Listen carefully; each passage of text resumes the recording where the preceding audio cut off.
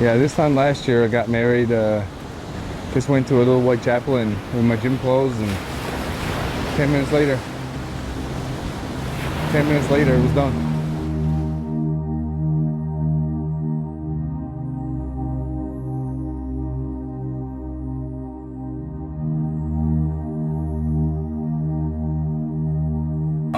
I will look better after it.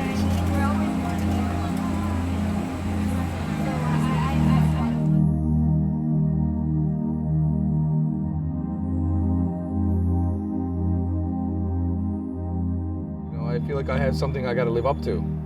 I mean, I don't think I'll ever be the man my father was, but I try to be the best I can. You know what I mean? Like, I try to have more patience with people. I try to be more caring.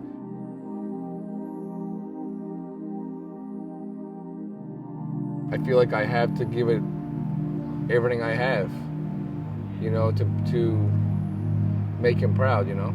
I've been through a lot of shit, and sometimes I feel like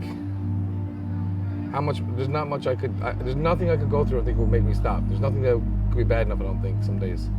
So I think I understand that saying now, you know, what doesn't kill you makes you stronger. I never did understand it until this last year, you know, 'cause so much has happened, so I definitely get it now.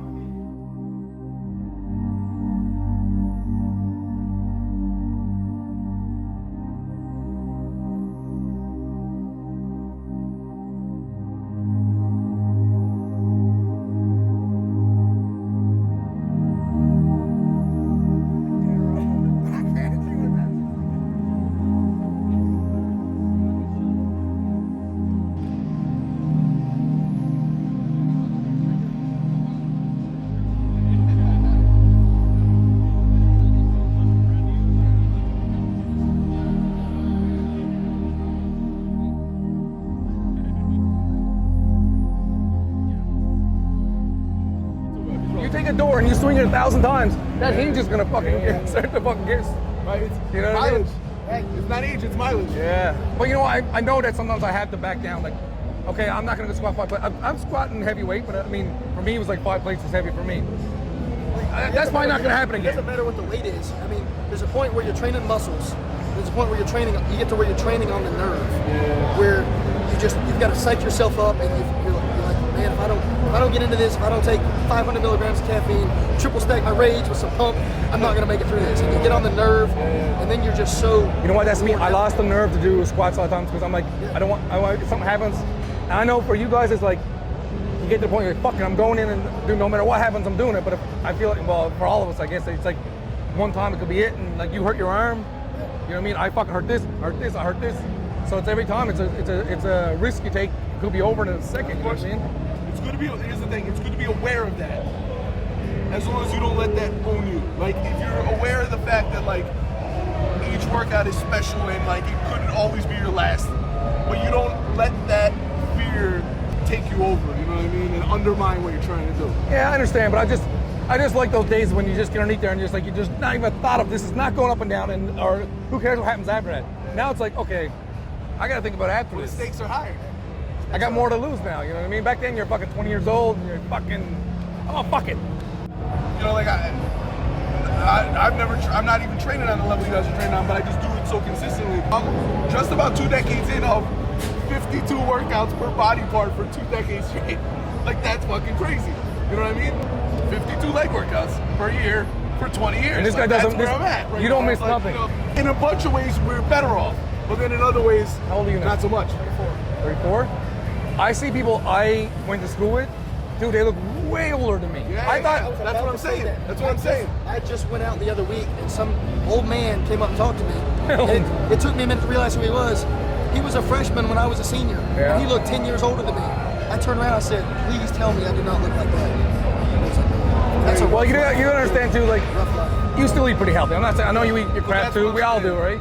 You take care of yourself, you know, pretty good, right? Because you know that's what's going to make your body work, right?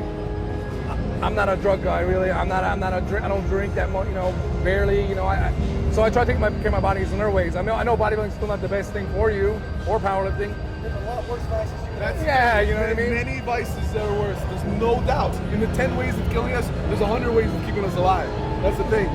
and that regimentation and the guilt you feel when you eat ice cream every fucking day, all that shit, like those are good things that a lot of other people don't wrestle with. I just can't imagine living a lot. You know what I think too? You make you age too.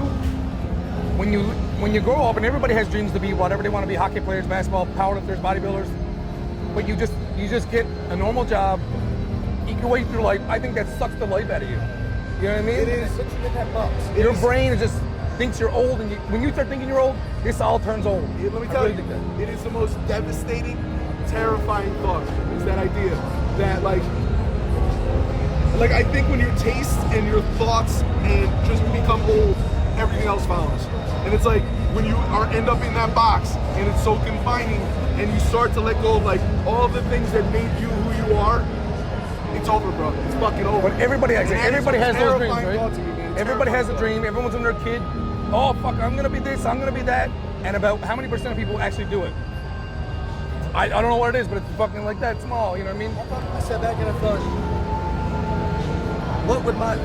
what is my ideal life? If I could do anything in the world, live any kind of life, what would it be? And I started thinking about it. I thought, now what would it be? Don't think about that today, with all of the limitations and the limits that have been put on you. What was that dream in high school? I live every day struggling against. He's got goosebumps. Yeah. You're thinking about it. I live every day, right? Like living up to my responsibilities and like struggling against all the realities. But I never for a fucking second took my eye off like the man I want to be. And if at 37 I'm not where I expected myself to be when I was 18, fuck it, it's just a couple more years down the road, and I just gotta keep pushing and never lose sight of it. Just never lose sight of it. If there's always like a part of your essence, always a part of your mind, always a part of your heart and soul that's still young enough and idealistic enough to believe that all that shit's possible, and you're willing to meet all of that idealism with work, like I feel like you never lose sight. You never give up. Like the dream never dies, you know? When I got my car accident, you know, I went to the lawyers and I sued and everything like that. And everyone told me, don't go back to the gym, stay home, pretend you're hurt more. I was hurt, obviously. Be more hurt than you are. When you get better, it's like, oh, my back. And the people said, you'll get a lot of money, you'll be set for life. But then I was thinking to myself, when I was still in the hospital, I was like, if I do that, I won't be able to work out no more. I won't have, you know, and then obviously I didn't do it. I didn't get nowhere near as much money. Even the lawyer said, you know, you're a great motivation, but you're a horrible client. But I said to myself, would me getting $1 million and then giving up working out? I don't think it's not worth it to me. You know what I mean? I could be rich right now and living with a fucking gut up to here and skinny arms and legs, but I couldn't do it, man. And then I think to myself, after everything happened, I wouldn't have done the Olympia. I wouldn't have been still, you know. Everything's got an opportunity cost. What's important to you? Everybody wants money, but at the same time, I can't buy. At what price? I can't buy what I'm price doing. your soul though? Like at what price? Like everything that makes you who you are. Like you got to give everything up that you are, but you can cash out. And you know what? How many people do that? And it's like that's all you're worth. Is that all your dreams are worth? Is $1 million? Like fuck that. People do it because they think it's the way out. And I was like, no, I'd rather go back with a fucking broken body and still try. Fuck it. You know what I mean? Because the self gratification I got from what I did, like proud of myself for what I did. Like, dude, I cried, man. When I got on stage and did the shows after I got hurt, I was like and actually did the best I've ever done. I was just like, I would sit down and like, I can't believe I did it. Like, I didn't win, but I'm like, to me, it was like, I might as well have won. There's something like, from like a big picture perspective of what your fucking life is all about, like what your legacy is gonna be. There's something that's so much more important and profound about just being a dude who never fucking gave up than there is about just being some dude who lives like a blessed life and it's just, you know, seriously. There's always somebody stronger, there's always someone bigger. Successful people in this industry never did anything on stage. That's the thing, because it also puts in perspective like that there are a million different paths